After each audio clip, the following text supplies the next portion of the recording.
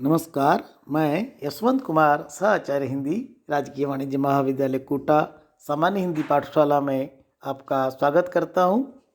आज हम कुबेरनाथ रॉय के निबंध भवानी शंकरो वंदे का अध्ययन करेंगे।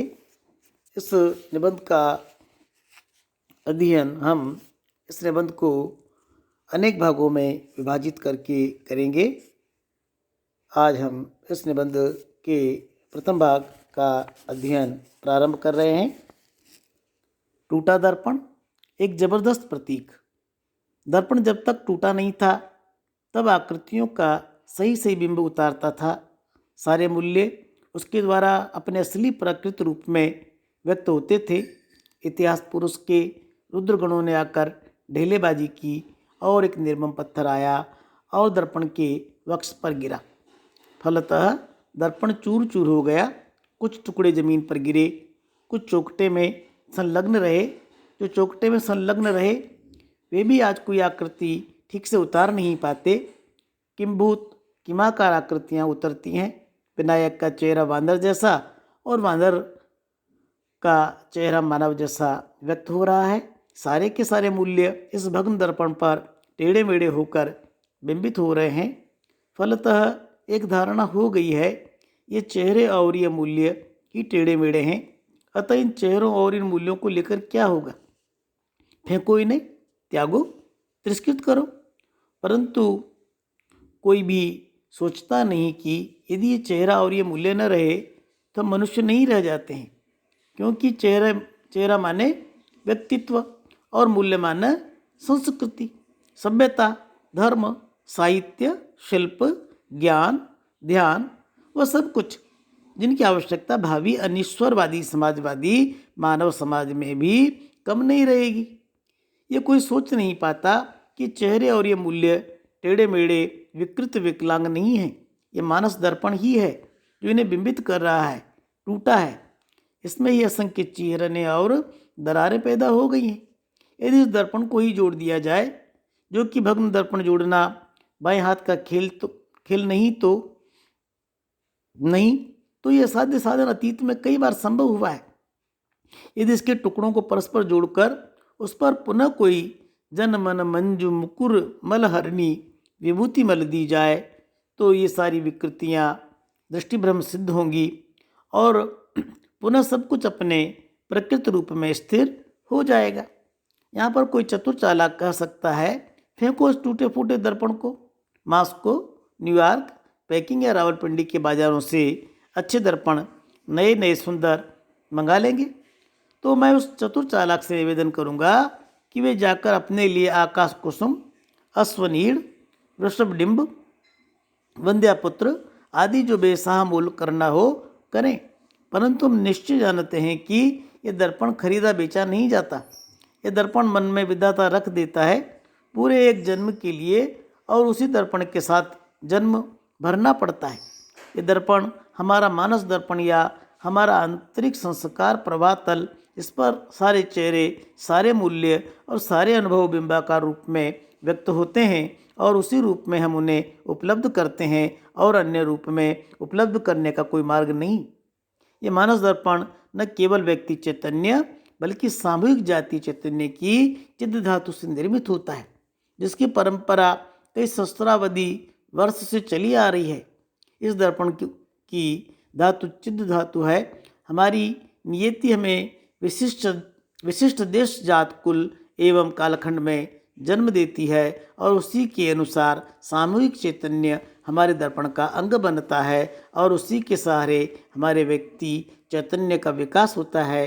अतः बात इतनी सीधी नहीं जितनी चतुर चालाक यार लोग सोचते हैं। आम का जो बीज बोया गया उसके अतिरिक्त व्यक्तित्व का आमूल परिवर्तन करके कटहल नहीं फलाया जा सकता, चाहे उस आम की लाख ब्रेन वॉशिंग मस्तिष्क शोधन क्यों न करे। आंतरिक व्यक्तित्व का परिवर्तन होगा, पर जिससे जो नया कलमी आम फलेगा वह आम ही होगा। परिवर्तन इस सीमा तक नहीं होगा कि वह केला या कटहल हो जाए। हाँ, आम को काट करके नष्ट कर दिया जा सकता है, परंतु उसके आंतरिक व्यक्तित्व को उसकी सीमा से परे परिवर्तित नहीं किया जा सकता। मानस दर्पण के बारे में बारे में भी यही बात है। प्रत्येक सजीवता सत्ता के बारे में यही बात है। इस भाग में कुबेरनाथ रॉय मानस दर्पण के विषय में विचार व्यक्त कर रहे हैं। मानस दर्पण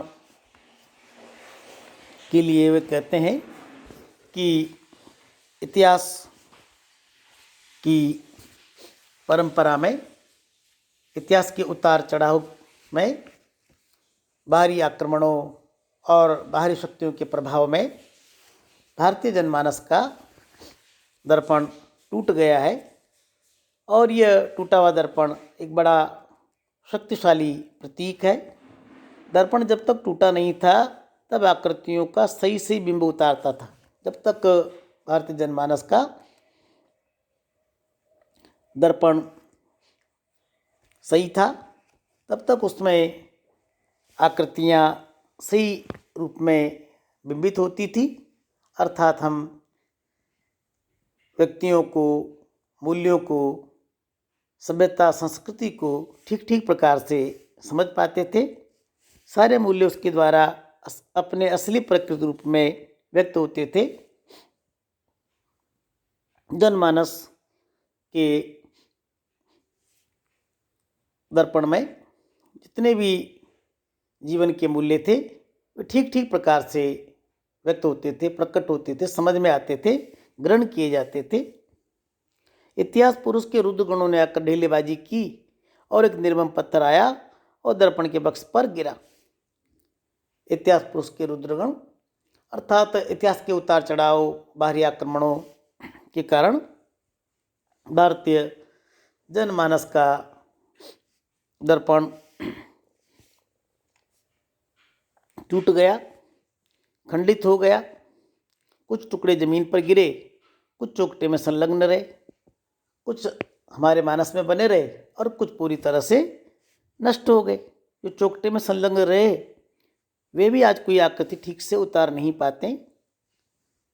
हमारा मंदरूपी जो दर्पण है वह दर्पण संपूर्ण समाज के जनमानस भावनाओं से निर्मित है। इतिहास के उतार चढ़ाव से, बाह्य आक्रमणों से, प्रभाव से खंडित हो गया है। उस दर्पण के कुछ अंश पूरी तरह से नष्ट हो गए और जो रह गए हैं वे भी जीवन मूल्यों को, धारणाओं को ठीक प्रकार से व्यक्त नहीं कर पाते हैं। किंभूत किमाकार आकृतियाँ उतरती हैं। विनायक का चेहरा वानर जैसा और वानर का चेहरा मानव जैसा व्यक्त हो रहा है। ऐसा लगता है कौन प्राणी है, कैसा उसका आकार है। विनायक का चेहरा वानर के समान दिखाई पड़ता है और वानर का चेहरा मानव जैसा दिखाई पड़ता है। सारे के सारे मूल्य भग्न दर्पण पर टेढ़े मेढ़े होकर बिंबित हो रहे हैं। मानव के मंदरूपी दर्पण पर, जनमानस के मंदरूपी दर्पण पर जीवन मूल्य, जीवन की समझ, सभ्यता, संस्कृति की धारणाएं टेढ़े मेढ़े रूप में, विकृत रूप में व्यक्त होती हैं। फलतः एक धारणा हो गई है कि चेहरे और ये मूल्य ही टेढ़े मेढ़े हैं, अतः इन चेहरों और इन मूल्यों को लेकर क्या होगा। अब जब हम जनमानस रूपी दर्पण को ठीक से समझ नहीं पाते हैं, उसको खंड खंड रूप में पाते हैं, तो हमें जीवन के मूल्य, आदर्श, सभ्यता, संस्कृति की धारणाएं, जीवन पद्धतियां भी खंड खंड मालूम पड़ती हैं, विकृत मालूम पड़ती हैं और हम सोचते हैं कि हमें इस खंडित दर्पण को फेंक देना चाहिए, इन जीवन मूल्यों को भी नष्ट कर देना चाहिए, क्योंकि यह उचित नहीं है, युगानुकूल नहीं है, व्यर्थ हो गए हैं। परंतु कोई भी सोचता नहीं कि यदि चेहरा और ये मूल्य न रहे तो मनुष्य नहीं रह जाते। हमारे जनमानस में, मानस रूपी दर्पण में यदि हमारा मानवीय चेहरा, मानवीय मूल्य नहीं रहेंगे तो मनुष्य भी नहीं रहेंगे। क्योंकि वह सब कुछ जिसकी आवश्यकता, क्योंकि चेहरा माने व्यक्तित्व और मूल्य माने संस्कृति। चेहरे का अर्थ है व्यक्तित्व, जिससे हमारा व्यक्तित्व निर्मित होता है, वाणी विचार आचरण, और मूल्य माने संस्कृति, सभ्यता, धर्म, साहित्य, शिल्प, ज्ञान, ध्यान, वह सब कुछ।